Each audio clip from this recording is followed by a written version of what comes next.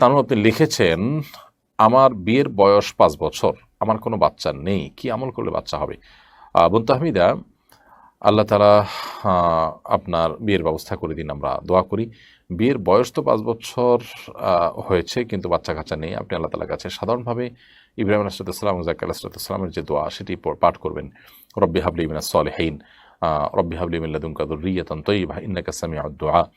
আ এই জাতীয় দোয়া যেগুলো আল্লাহ তাআলার কাছে যেগুলোর মাধ্যমে নিবেদন করে ইব্রাহিম আলাইহিস সালাম এবং আ আ সরি আল্লাহর নবী জাকারিয়া আলাইহিস সালাম এবং ইব্রাহিম আলাইহিস সালাম তারা উভয়ে আল্লাহর কাছে সন্তান লাভ করেছেন। ঠিক একইভাবে আপনি আল্লাহ সুবহানাহু ওয়া তাআলার কাছে এই সমস্ত দোয়ার মাধ্যমে সন্তান লাভ করার জন্য চেষ্টা করতে পারেন।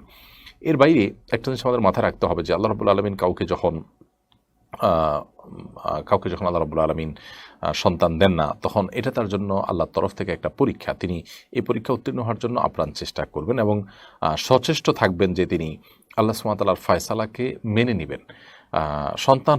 সন্তান এমনভাবে হলো যে সন্তান আসলে আমার কাঙ্ক্ষিত না বা কাম্য না, তাহলে সেটা আমাদের কারোর কাছেই সেটা ভালো লাগার কথা নয়। তো সেই জায়গা থেকে আমাদের একজন মুসলিম হিসাবে সবসময় আমাদের সচেষ্ট থাকতে হবে যে আল্লাহ সুবহানাহু ওয়া তাআলার ফয়সালা আমরা সন্তুষ্ট হব।